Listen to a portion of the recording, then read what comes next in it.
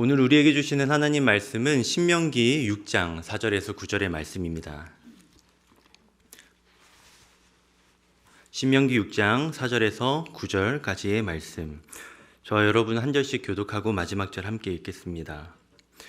이스라엘아 들으라. 우리 하나님 여호와는 오직 유일한 여호와이시니 너는 마음을 다하고 뜻을 다하고 힘을 다하여 내 하나님 여호와를 사랑하라.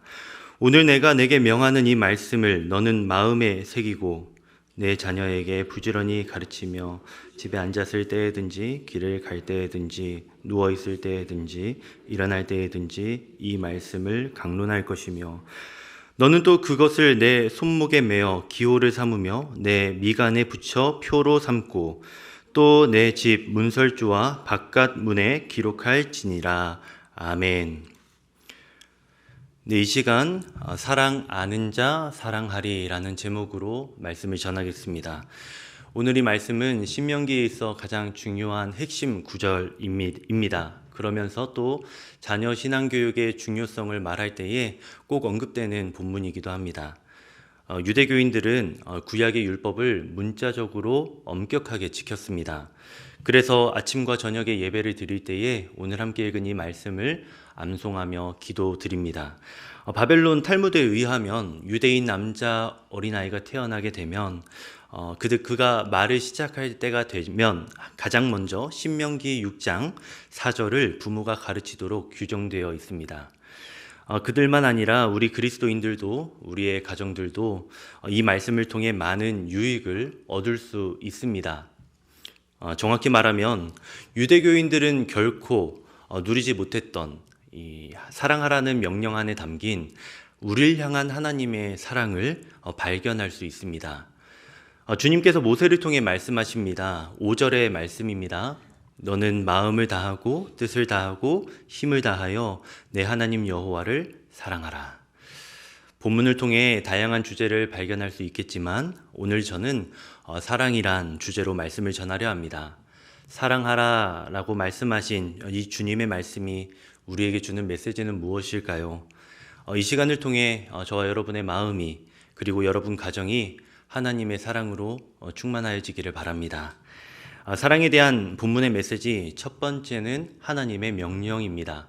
하나님의 명령, 사랑하라. 하나님께서 우리에게 주신 가장 중요한 명령, 그리고 우리가 자녀에게 반드시 가르쳐야 할 가장 중요한 가르침은 바로 하나님을 사랑하라라는 겁니다. 성도 여러분, 여러분의 삶의 이유, 자녀를 위해 기도하시는 그 기도의 제목, 그 모든 것의 이유가 바로 하나님을 사랑하라는 이 명령이 되기를 진심으로 바랍니다. 오늘 말씀은 우리가 하나님을 어떻게 사랑해야 하는지 구체적인 방법을 제시합니다. 저는 크게 세 가지로 나누어 살펴보았는데요. 먼저 우리는 전적으로 사랑해야 합니다. 5절 말씀 다시 읽어보겠습니다. 너는 마음을 다하고 뜻을 다하고 힘을 다하여 내 하나님 여호와를 사랑하라. 여기서 마음은 이성을, 뜻은 의지를, 힘은 능력을 말합니다. 다시 말해 너의 이성과 의지와 능력을 다해 하나님을 사랑하라 라는 것이죠. 줄여서 말하면 모든 것으로 너의 존재로 전적으로 사랑하라 라는 겁니다. 하나님을 어떻게 사랑할지에 대해서 본문이 가르쳐주는 두 번째 사실은 바로 순종으로 사랑하라 라는 겁니다. 신명기 5장과 본문 직전에 1에서 3절의 말씀은 계명을 가르치고 지키라 라는 말씀이 담겨 있습니다. 그리고 이어서 지금 사랑하라 라는 계명을 들려주시죠. 여기서 우린 하나님께 순종하는 것과 하나님을 사랑하는 일은 늘 함께 한다는 걸 알 수 있습니다. 다시 말해 하나님께서 원하시는 사랑의 표현은 순종입니다. 출애굽기 20장 6절에서 하나님께서는 나를 사랑하고 내 계명을 지키는 자에게는 천대까지 은혜를 베푸느니라 라고 말씀하십니다. 사랑과 순종을 같은 개념으로 설명하고 있죠. 또 신약의 요한복음 14장 15절에서도 너희가 나를 사랑하면 나의 계명을 지키리라 라고 말씀하십니다. 하나님을 사랑하는 일은 곧 계명을 지키는 일이다 라고 예수님이 말씀하십니다. 그러니 성도 여러분, 주의 말씀에 순종함으로 하나님을 사랑하시기를 바랍니다. 하나님을 어떻게 사랑할지에 대해서 본문은 세 번째로 일상으로 사랑하라 말합니다. 7절에서 9절 말씀을 보면 여호와를 사랑하라 라는 이 명령을 부지런히 가르치며 강론하라 합니다. 이러한 자녀 신앙교육은 단순히 일방적인 정보 전달과 가르침이 아닙니다. 말씀에 대해서 서로 대화하라는 것이죠. 하브루타 교육으로 잘 알려진 교육 방식인데요. 말씀을 주제로 서로 대화하며 그 의미를 이 시대와 사회의 언어로 확장해 가는 겁니다. 또 속해 있는 공동체, 가정과 교회, 일터에 하나님의 명령을 구체적으로 적용해 나가는 걸 의미합니다. 무슨 말인가요? 하나님을 사랑하라는 명령은 지식적으로 하나님에 대한 정보를 수집하며 하나님을 관념적으로 사유하는 것뿐만 아니라 현실 속에서 오늘날의 상황 가운데서 사랑을 살아내는 걸 의미합니다. 가족과 친구들과 대화하며 하나님의 말씀과 사랑에 대해서 말하고 그것에 대해 삶으로 고민하고 유익을 즐거워하는 것. 그렇게 나의 모든 말과 행동 속에 하나님의 말씀을 녹여내며 사는 것이 일상으로 사랑하는 것이 되겠습니다. 성도 여러분, 이 말씀을 통해 우린 주님께서 우리에게 받고 싶은 구체적인 사랑의 모양이 있다는 걸 알 수 있습니다. 하나님은 우리가 전적으로 사랑하길, 순종으로 사랑하길, 그리고 일상으로 사랑하길 바라십니다. 부디 하나님을 이렇게 사랑하시기를 바랍니다. 특별히 여러분의 가정과 자녀들의 삶 가운데 이러한 하나님을 향한 사랑이 드러나기를 바랍니다. 사랑이란 주제로 말씀을 살펴보고 있습니다. 오늘 본문이 우리에게 주는 사랑에 대한 메시지, 두 번째는 하나님의 질문입니다. 하나님의 질문, 사랑하니? 하나님께서는 사랑하라는 명령을 통해 하나님을 사랑하고 있는지 질문하고 계십니다. 우리가 하나님을 전적으로 또 순종으로 일상으로 사랑하려 최선을 다하다 보면 어느 순간 질문이란 벽 앞에 이르게 됩니다. 동우가 나를 정말 이렇게 사랑하고 있니? 성도 여러분, 하나님의 명령은 우리의 인생에 질문을 던집니다. 하나님의 이 질문은 우리의 평범한 일상생활을 흔들어 버립니다. 그래서 될 수 있으면 외면하고 싶죠. 그러나 이 질문은 하나님의 사랑을 깨닫는데 중요한 아닌 필연적인 과정입니다. 그러니 여러분 부디 이 시간을 통해 하나님의 질문 앞으로 정직하게 담대하게 나아가실 수 있기를 바랍니다. 하나님을 사랑하라 라는 이 명령 안에는 하나님을 사랑하는가 라는 질문이 내포되어 있습니다. 그럼 이 질문에 대해서 답을 성경적으로 찾아가 보려 합니다. 나는 정말 하나님을 사랑하는가? 먼저 구약의 말씀을 보겠습니다. 구약의 이스라엘 백성들은 하나님을 사랑했을까요? 이에 대해서 모세는 별로 큰 기대감을 갖고 있지 않은 것 같습니다. 신명기 9장 7에서 8절의 말씀을 보면 모세가 가나안을 코앞에 둔 백성들을 향해서 설교할 때 과거 출애굽 1세대를 언급하며 이렇게 말하였습니다. 너는 광야에서 내 하나님 여호와를 경노하게 하던 일을 잊지 말고 기억하라. 내가 애굽 땅에서 나오던 날부터 이곳에 이르기까지 늘 여호와를 거역하였으되 호렙산에서 너희가 여호와를 경노하게 하였으므로 여호와께서 진노하사 너희를 멸하려 하셨느니라.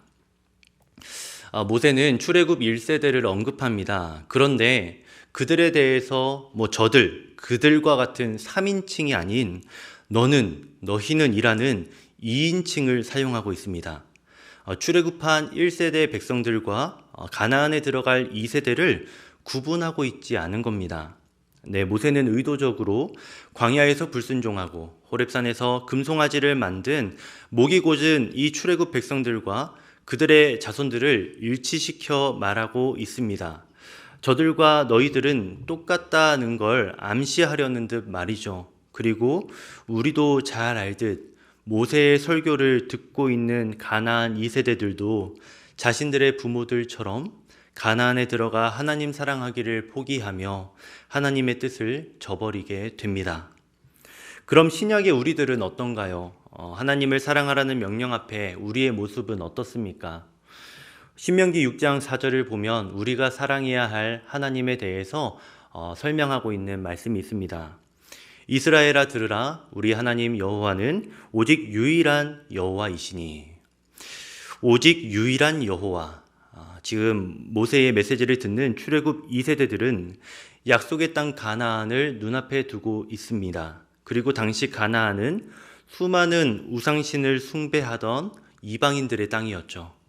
잡신들의 땅으로 들어가기에 앞서서 그들이 붙잡아야 할 가장 중요한 하나님에 대한 진리가 바로 오직 유일한 여호와, 유일신 신앙입니다. 모세는 오직 그 유일하신 하나님만 사랑하라라고 말합니다. 그럼 우리는 오직 그 하나님만 사랑하고 있을까요? 바알과 아세라는 우리에게 없지만 우리에게는 언제나 나라는 우상이 있습니다. 게다가 나라는 큰 우상을 섬기기 위해 돈과 권력, 또 건강과 쾌락, 심지어 자녀와 배우자라는 작은 우상들을 함께 모시려는 유혹을 겪습니다. 그리고 우리는 그 유혹 앞에 너무나 자주 넘어집니다. 심지어 금송아지를 하나님으로 모시며 절했던 구약의 백성들처럼 여호와 하나님과 우상의 경계선을 쉽게 허물어 버리게 만듭니다. 그리하여 하나님으로 교묘히 변장한 우상을 마음과 뜻과 힘을 다해 섬기고 살아가며 잘 살고 있다 생각하죠. 문 밖에 나설 때나 자고 일어날 때나 일을 할 때에 우리는 그러한 우상들 앞에 수없이 무릎을 꿇습니다. 그럼 이런 반감이 여러분에게 드실 수 있습니다. 그럼 왜 우리를 이렇게 무력하게 만드시는 겁니까? 왜 신은 불가능한 명령을 인간에게 요구하시는 건가? 애초에 우리가 실패하기를 원하시는 게 아닐까? 이런 날선 질문이 우리의 마음속에 떠오르죠. 그러나 그렇지 않습니다. 우리가 이런 거부감이 드는 이유, 그건 우리가 하나님의 명령, 곧 율법의 용도를 오해하고 있었기 때문입니다. 하나님께서 우리에게 율법을 주신 이유, 그것은 하나님의 계명을 통해 우리의 죄와 우리의 비참한 모습을 바라보게 하시는 겁니다. 하나님만 사랑하라는 명령을 통해 하나님을 사랑할 수 없는 불쌍한 내 모습을 보게 하시는 거죠. 이에 대해서 로마서 7장 7절 말씀에서 바울은 율법의 용도에 대해 이렇게 말합니다. 율법으로 말미암지 않고는 내가 죄를 알지 못하였으니 곧 율법이 탐내지 말라 하지 아니하였더라면 내가 탐심을 알지 못하였으리라. 네, 바울은 율법이 우리에게 죄를 알게 한다 말합니다. 그에게 율법은 우리에게 질문을 던져서 우리의 죄와 비참을 보게 하는 도구였던 것이죠. 하나님께서 우리에게 율법을 주실 때에 우리로 희망 고문을 하게 하시는 게 아닙니다. 주께서는 이전에 아담과 아브라함의 후손들이 보여주었던 인간의 연약함을 지금까지 충분히 느끼고 계셨을 겁니다. 그런데 또다시 그들의 후손들에게 이러한 짐을 지어주시는 거라면 그러한 하나님은 벌이 예정된 심판대 앞에 우리를 세우려 하는 냉정하고 가혹한 검사와 다를 바 없을 것 아니겠습니까? 사랑하라는 계명 앞에서 우리는 사랑하지 않는 우리를 보게 됩니다. 마틴 로이드 존스 목사는 이와 관련해서 율법의 첫 번째 목적은 우리의 죄의식을 증가시키기 위한 것이라 말합니다. 사랑하라는 명령 앞에 사랑의 전적으로 무능한 현실을 깨닫게 하는 것이 오늘 이 말씀의 역할이라고 합니다. 오늘 말씀을 보는 우리에게 주께서는 나를 사랑하라 명령하십니다. 그리고 그 명령 앞에 깊이 묵상하며 그 말씀을 실천하려는 성도에게 주님은 나를 사랑하니? 라는 질문을 또다시 던지십니다. 명령을 지나 질문으로 나아가는 것, 그것이 바로 바른 묵상의 길이 될 것입니다.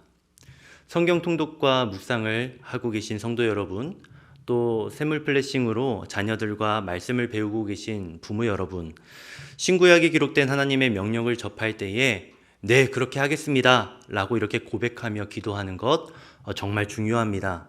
그런데 거기서 한 발짝 더 들어가 명령 안에 숨어있는 질문에까지 이르시기를 바랍니다. 죄로 인해 하나님을 오롯이 사랑할 수 없는, 순종할 수 없는 우리의 연약한 상태에 대해서도 나와 내 자녀들에게 가르쳐 주어야 하기 때문입니다. 내 사랑에 대한 메시지로 우린 하나님의 명령과 질문을 보았습니다. 사랑하니? 란 질문으로 주님은 고요한 우리 인생의 돌을 던져 파동을 일으키시죠. 명령을 통해 드러난 우리의 죄와 비참으로 마음이 흔들리고 괴롭습니다. 그럼 우리는 어떻게 해야 하는가? 이때 또다시 오늘 말씀으로 우리에게 들려주시는 것, 바로 하나님의 대안입니다. 하나님의 대안, 사랑한다. 사랑하라는 명령 앞에 넘어진 우리에게 주시는 말씀, 사랑한다. 그래도 사랑한다. 그러니 사랑한다. 하나님의 사랑 고백이 바로 오늘 이 명령의 절정이자 결론이 되겠습니다. 오직 하나님만을 사랑할 수 없는 우리를 하나님은 불쌍히 여기셨습니다. 그래서 우리의 실패한 사랑을 덮고도 남는 더 큰 은혜로 우리를 사랑하십니다. 그 사랑 안에서 우리로 사랑하게 하시는 하나님을 오늘 말씀을 통해 우리가 만나게 됩니다. 신명기는 사랑에 대한 모세의 설교문입니다. 사랑하라, 하나님을 사랑하라, 이웃을 사랑하라. 모세는 백성들에게 사랑할 것을 계속해서 교훈합니다. 그리고 그 설교 막바지에 이르러서 하나님의 열심, 하나님의 사랑하심에 대해서 마지막으로 선언합니다. 신명기 30장 6절의 말씀 우리 함께 읽어보겠습니다. 내 하나님 여호와께서 내 마음과 내 자손의 마음에 할례를 베푸사 너로 마음을 다하며 뜻을 다하여 내 하나님 여호와를 사랑하게 하사 너로 생명을 얻게 하실 것이며. 아멘. 성도 여러분, 사랑이 넘어진 우리를 사랑하게 하시겠다 합니다. 어떻게 사랑하게 하십니까? 더 큰 은혜로, 죄를 덮는 비교할 수 없는 은혜로 나와 우리 자손들의 마음에 할례를 베푸신다라고 합니다. 할례는 약속을 의미합니다. 유대인들은 자신들이 할례를 함으로써 하나님께 순종하겠습니다라는 약속을 스스로 하게 됩니다. 그런데 이 말씀에선 우리가 아닌 하나님께서 할례를 우리에게 베푸시겠다 합니다. 우리의 포부가 아닌 하나님의 일하심을 약속하십니다. 새로운 언약을 맺고 계신 것이죠. 어디에 약속하십니까? 우리의 마음에, 우리의 죄의 문제의 근원이 되는 우리 마음에 하나님께서 약속을 하시겠다 합니다. 무엇을 약속하신다는 거죠? 너가 나를 사랑하게 할 것이다. 마음과 뜻을 다해 나를 사랑하게 하여 너로 생명을 얻게 할 것이다. 여러분, 너무나 위로가 되는 말씀입니다. 지금 주께서 사랑에 실패한 우리를 위해 새 언약을 맺고 계십니다. 그리고 전능하신 하나님은 그 약속을 반드시 이루어 줄 분으로 우리가 믿습니다. 그렇다면 어떻게 우리를 사랑하게 하신다는 걸까요? 주님은 우리로 마음과 뜻과 힘을 다해 사랑하라 말씀하셨습니다. 우리가 마음 곧 이성을 다해 하나님을 사랑하기 위해선 하나님을 내가 왜 사랑해야 하는가에 대한 충분한 정보가 필요할 겁니다. 또 뜻을 다해, 다른 말로 내 의지를 다해 하나님을 사랑하기 위해선 구약의 백성들이 아닌 나와 하나님과의 1대1의 인격적 경험이 있어야 합니다. 또 힘을 다해 하나님을 사랑하기 위해선 마르지 않는 에너지원이 있어야 합니다. 하나님을 사랑하게 하는 충분한 정보, 하나님과의 인격적인 경험, 무한으로 공급되는 에너지원, 우리가 그것을 어디서 발견할 수 있겠습니까? 네, 하나님의 아들, 우리의 구원자, 예수님의 순종과 사랑 가운데에서 찾아낼 수 있습니다. 성도 여러분, 하나님께서 우리로 순종하게 하기 위해, 사랑하게 하기 위해 친히 순종의 본이자 사랑의 본이 되어 우리에게 찾아와 우리를 먼저 뜨겁게 사랑하셨습니다. 나를 위해 약속의 실체로서 예수님께서 찾아오셨습니다. 나를 위해 피조물의 아들로 태어나신 하나님의 아들, 나를 위해 자신이 만든 율법에 순종하신 창조주, 나를 위해 인생의 연약함을 공감하러 오신 하나님, 나를 위해 십자가에서 끔찍한 죽음을, 저주를 당하신 구원자, 그 예수님 안에서 우리는 마음과 뜻과 힘을 다해 하나님을 사랑하게 됩니다. 말씀을 묵상하며 저는 베드로가 떠올랐습니다. 부활하신 예수님은 당신께 다가가지 못하고 주변을 헛도는 베드로를 따로 부르셨습니다. 그리고 우리가 잘 알듯 너가 나를 사랑하느냐고 3번 질문하십니다. 베드로는 그 3번의 질문을 통해 3번 예수님을 부인한 자신을 떠올렸을 겁니다. 그리고 3번이나 부인한 자신을 십자가에서 죽기까지 사랑하신 예수님의 사랑을 깨닫게 되고 자신도 기꺼이 주를 향한 사랑을 고백하게 됩니다. 그리고 예수님의 사랑에 의해 베드로는 마음과 뜻과 힘을 다해 하나님을 사랑하며 그분을 위해 살게 됩니다. 이와 관련하여서 마틴 로이드 존스 목사님은 율법의 2번째 용도로 목적으로 우리의 가정교사와 같은 하나님의 계명이 우리를 그리스도께로 인도한다라고 말합니다. 곧 사랑하라는 하나님의 계명이 우리로 먼저 사랑하신 예수 그리스도께로 인도한다는 겁니다. 그렇습니다. 하나님의 계명은 그리스도의 절대적 필요성을 우리에게 제시합니다. 여러분, 오늘 설교의 제목 기억나십니까? 사랑 아는 자 사랑하리. 예수님의 사랑을 아는 자가 우리를 사랑하신 예수님처럼 하나님을 사랑할 수 있습니다. 그리고 나아가 이웃까지도 사랑하게 하십니다. 이러한 그리스도의 사랑에 대해서 설교의 황제라고 불려지는 찰스 스펄전 목사는 이렇게 말했습니다.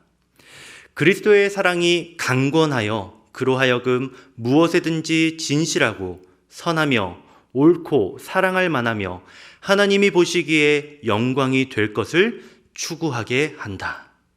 정말 그렇습니다. 그리스도의 사랑이 우리를 강하고 간곡하게 설득합니다. 그리스도의 사랑으로 설득된 우리는 그리스도께 붙잡힌 바 되어 기꺼이 하나님의 영광을 위해 살게 될 것입니다. 사랑하는 이를 위해 살아가게 될 때에 그 삶에는 보람이 있습니다. 그런데 내가 그를 사랑하는 것보다 상대방이 나를 더 많이 사랑하고 먼저 사랑했다는 것을 알게 될 때 우리 마음엔 보람을 넘어서서 당황스러움이 불쑥 찾아옵니다. 그리고 그 당황스러움은 시간이 지나 벅차오르는 고마움과 기쁨, 행복, 삶의 이유가 됩니다. 하나님을 사랑하는 우리의 인생이 그렇습니다. 내가 사랑하는 것보다 하나님이 우리를 더 많이 사랑하십니다. 자신의 아들을 내어놓기까지, 자신의 아들로 죽음을 대신하게 하기까지 우리를 그렇게 사랑하십니다. 그분의 사랑을 알게 되고 고마워하고 신뢰하게 될 때에 비로소 하나님을 향한 순수한 사랑을 우리가 시작할 수 있을 겁니다. 말씀을 맺겠습니다. 그러니 여러분, 그리스도께로 나아가십시오. 율법 아래 걱정으로 사는 인생이 아닌 복음 안에 사는 인생이 되시기를 바랍니다. 그러기 위해 여러분 곁에 늘 함께 있는 말씀과 기도, 그리고 여러분에게 주어지는 성례의 시간을 소중하게 여기십시오. 은혜의 수단들을 통해 그리스도를 만나고 그분의 사랑을 알아가시며 그리스도께서 하신 일을 기뻐하십시오. 그리하여 예수님의 복음 안에서 기꺼이 순종하며 사시기를 바랍니다. 즐겁게 그분의 뜻을 따라 사시기를 바랍니다. 마음과 뜻과 힘을 다해 하나님 말씀에 순종하며 즐거워하며 그분을 누리는 인생 되시기를 진심으로 바랍니다. 아멘. 함께 찬송하겠습니다. 오늘 우리가 함께 말씀 기억하며 주를 향한 나의 사랑을 함께 고백하겠습니다.